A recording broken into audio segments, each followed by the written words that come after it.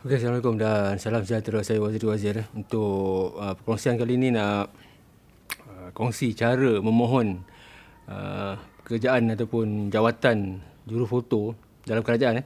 Jawatan jurufoto dalam kerajaan ni dipanggil jawatan jurufotografi di dalam kerajaan.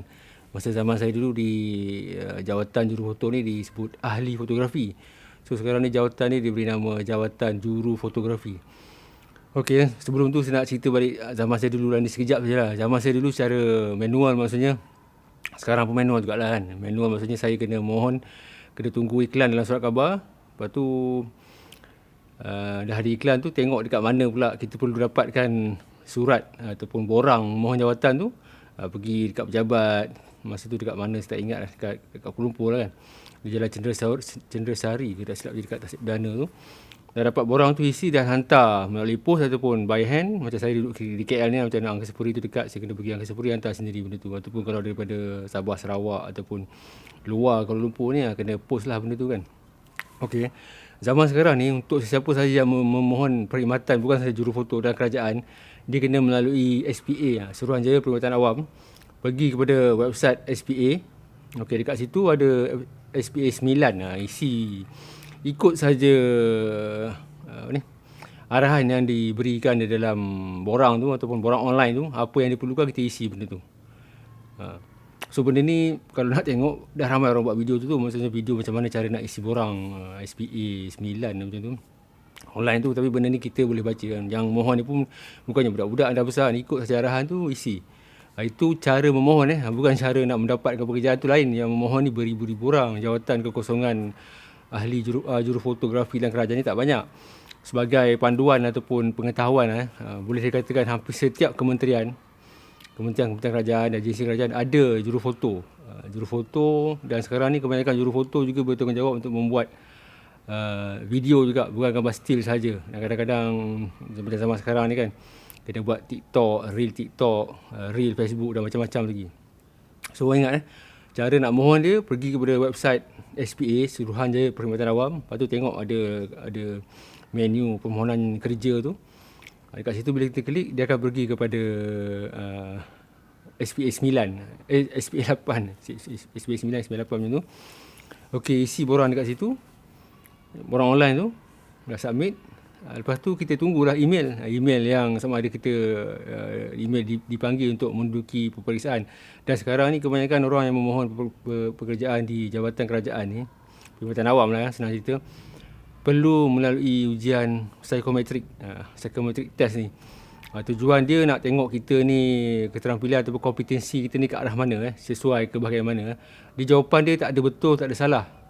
Cuma kita kena jujur dengan diri kita. Ada yang saya tengok ni, macam zaman saya dulu tak ada benda ni. Berdasarkan apa yang saya baca, yang dengan pengalaman kawan-kawan ni, dia ada lebih kurang 199 test tu. Dia tak ada test pasal foto ke apa.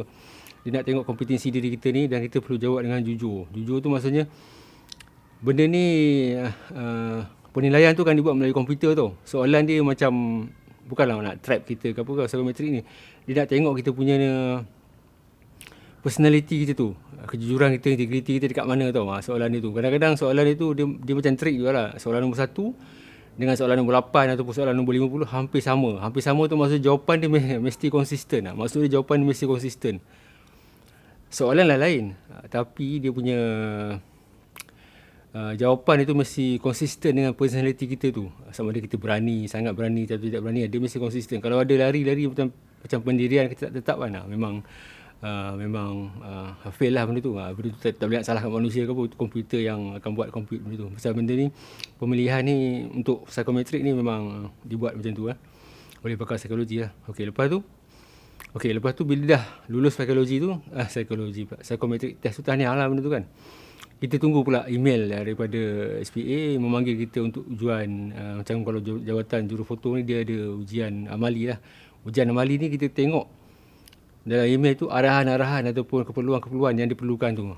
Jangan main belasah je kan. Main belasah tu maksudnya kalau dia datang suruh memakai kemeja untuk lelaki, datang dengan memakai kemeja dan juga bertali leher, pakailah. Kita kena ikut arahan Sebab apa kena ikut arahan? Sebab nanti orang akan tengok dekat situ pun dah first impression, macam orang akan tengok dia ni faham ke tak faham arahan dia kan. Kalau dekat situ pun dah fail, memang susah sikit lah benda tu kan. Okey, tengok arahan tu dia ada tulis dekat situ keperluan. Ni mungkin arahannya mungkin akan berubah-ubah dari masa ke semasa lah kan.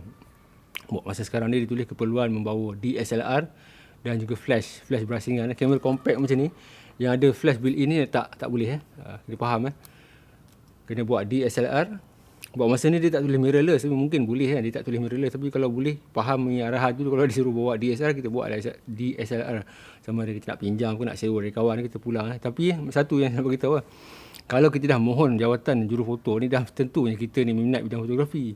Dan orang yang minat fotografi ni dah tentunya ada kamera kan. Tapi kalau kita dipanggil untuk menduduki ujian amali ni, praktikal ni kan, kita kamera pun tak ada, macam susah sikit lah nak cakap kan. Susah. Biasanya yang untuk jawatan ni memang orang yang sama ada dah pernah buat part time ke, dah pernah kerja mana-mana kan. So dia kena ada DSLR dan juga flash ada berasingan bukannya kamera compact macam ni yang ada flash built in macam ni.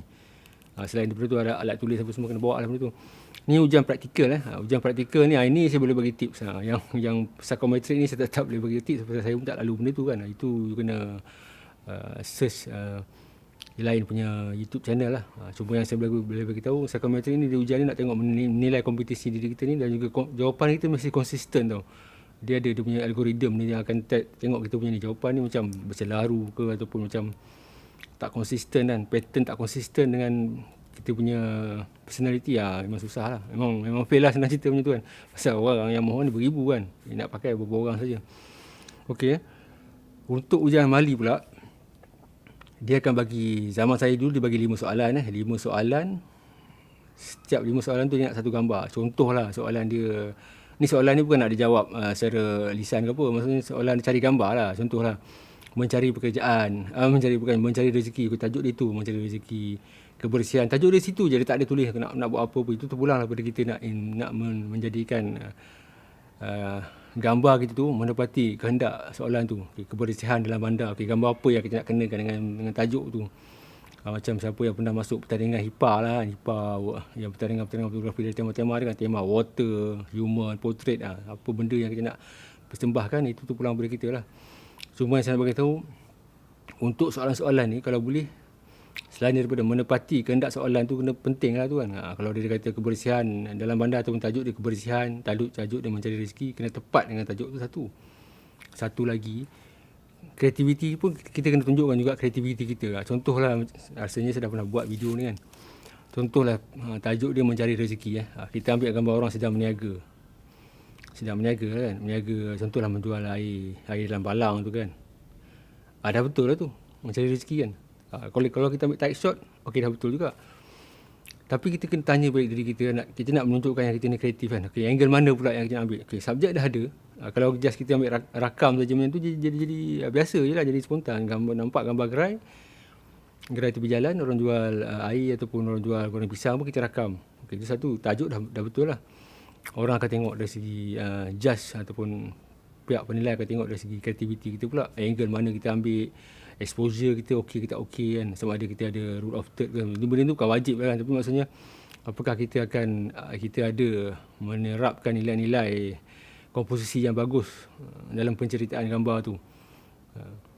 So benda-benda kreativiti, angle, lighting, benda ni dah akan membezakan kita dengan orang-orang lain kan. So, kadang-kadang biasa je lah yang saya tengok, kadang-kadang tak tahu sekarang ni kan.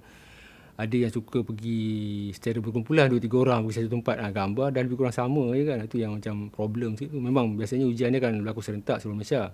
Tapi contohlah kalau di Putrajaya kita pergi 2-3 orang, kita pergi satu tempat ni, pergi sama-sama kan. Gambar pun lebih kurang sama saja kan. Jadi kalau boleh pergi berasingan lah. So kita nak persembahkan kepada panel penilai tu lebih bagus lah. Ingat nombor 1, selain daripada yang mengisi borang di SPA tu, soalan tu, gambar yang kita nak ambil tu kena menepati soalan tu. Ada yang tanya saya boleh pakai kit lens ke apa? Boleh, tak kisah. Yang ni kamera yang DSLR, dia boleh buka lens ke apa.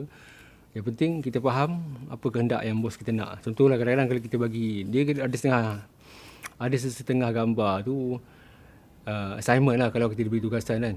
Bos bagi general je, kadang bos panggil kita, kau sekarang ni PM tengah bentang bajet belanjawan 2024 tentang ekonomi, kau tolong ambil gambar sikit tentang ekonomi. Kita pun mungkin bela kan. Apa benda gambar? Dari situlah bergantungnya kepada kreativiti kita untuk menyampaikan visual yang bos kita nak. Kan bos kita sekarang ni bajet, PM dah bentangkan bajet 2024, kita perlukan gambar ekonomi. You pergi ambil sikit, ataupun berdasarkan butiran-butiran bajet yang ada tu, ambil lah beberapa keping gambar yang menyokong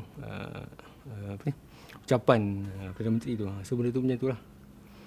Lepas dipanggil dan lepas settle ujian gambar tu, ujian ni lah mengambil gambar tu kan, kalau ada rezeki lulus, insyaAllah dia akan panggil temuduga pula lah. Temuduga ni macam ni lah, face to face dia akan tanya kita, nak tengok personality kita macam mana, pakaian kita, rambut, apa semua benda tu kita kena tengok lah, benda-benda tu. So kepada yang